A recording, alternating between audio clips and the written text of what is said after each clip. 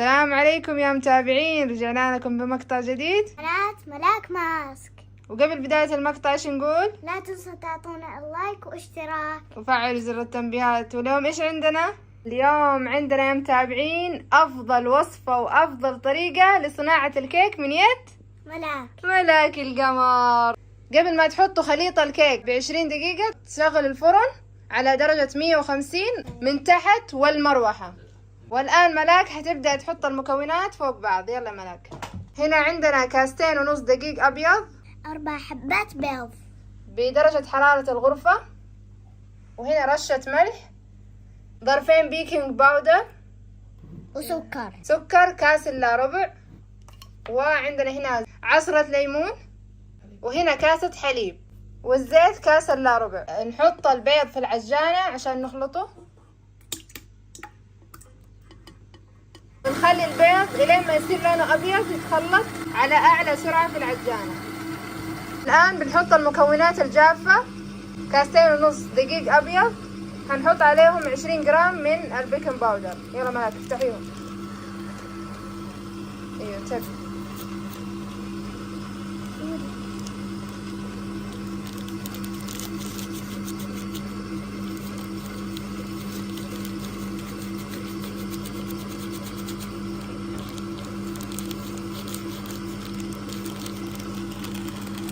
فنانة ما شاء الله. بعد ما صار الخليط أبيض، الآن بنسوي أهم نقطة، واللي هي نخفض سرعة العجانة إلى أقل درجة. وبعد كده حنضيف كاس إلا ربع زيت،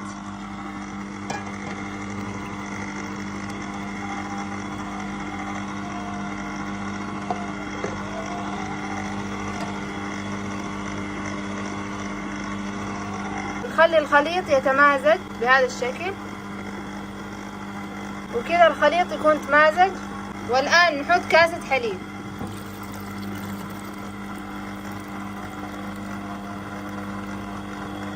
الآن ملاك بتحط عصرة الليمون. يلا ملاك حركات. ونحط القليل من الخل. يلا ملاك خل أبيض.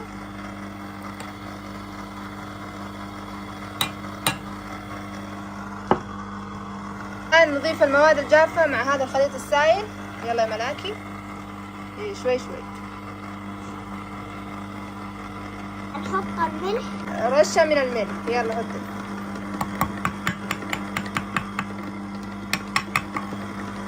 شوفوا الخليط بعد ما حطينا الدقيق والأشياء الجافة يكون بهذا الشكل. خليط كيك على أعلى مستوى.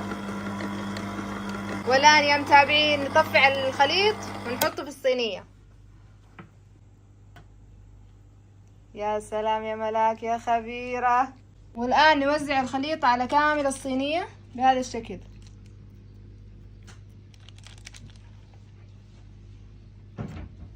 وهذه النتيجة النهائية قبل ما ندخل الخليط في الفرن.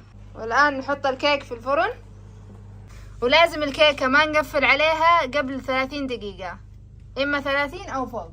وهذا الشكل النهائي للكيك. يا سلام، صدقوا اللي قال أفضل كيك من يد ملاك القمر. يلا يلا الآن بتجرب ملاك قدامكم. يلا يا ملاك حان وقت التذوق. يلا يلا يلا. يا سلام، الله. واضح من وجه ملاك إنه عجبها. يا عمي 100 أكيد لأنك أنت سويتيه. والآن أنا كمان ذوقيني. يلا أعطيني في فمي.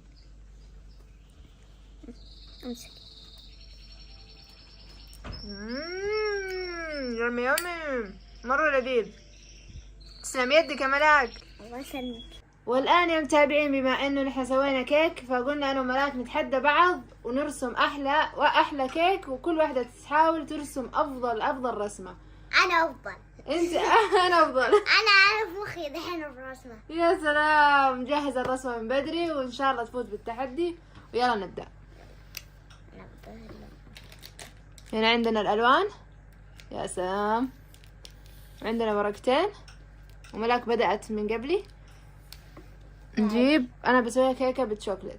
أنا بسويها كيكة حقي. نسوي كيكة كريم أزرق. لا، بالتوت حقي مرة مو حلو. أنا بسوي كيكة زي حقي اللي أنا صنعتها. طيب سويتها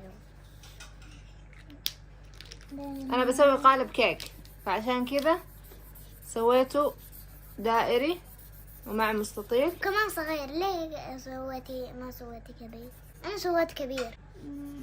نرسم. والآن نلون بالبني.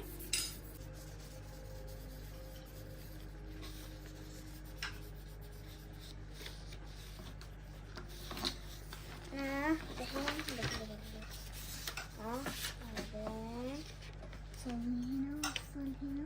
ملاك شكلها حتسبقني وانا حخلص بعد بكرة.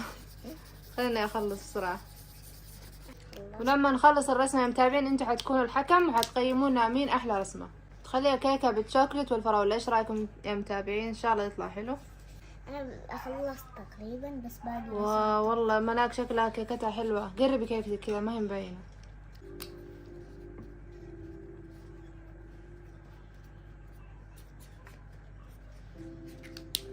طين اللون الازرق فاتح.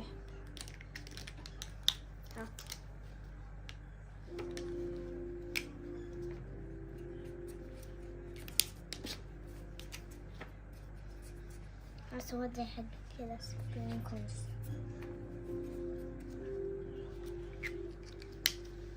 احتاج الوردي.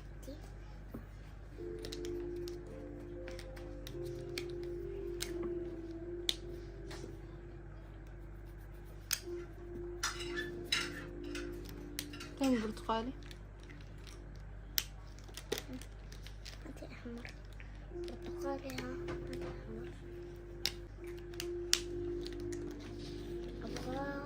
انا تقريبا خلصت. انا ما خلصت. شوف الرسمة يا متابعين، ان شاء الله تعجبكم. جيب اللون الازرق. نستنى ملاك يا متابعين طبعا عشان كيكتها بروفيشنال تحتاج وقت.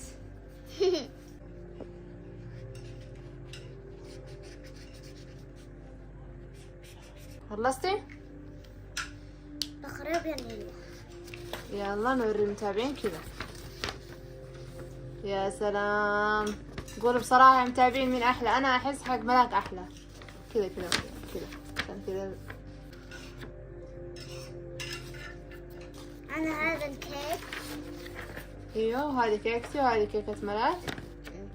وقولنا تحت في التعليقات مين أحلى.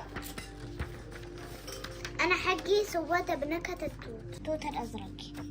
ملاك تقول سوت كيكتها بالتوت الأزرق، وأنا سويتها بالشوكليت والفراولة وهذا الزينة اللي تيجي كذا. يا سلام. أنا ما سويت حقة عيد الميلاد، سويت كذا كيكة عادي. ملاك كيكة تحلية وأنا كيكة ميلاد. وكذا يكون وصلنا لنهاية المقطع. ايش نقول قبل نهاية المقطع؟ لا تنسوا تعطونا اللايك واشتراك وفعلوا زر التنبيهات وانشروا المقطع بكل مكان. وباي.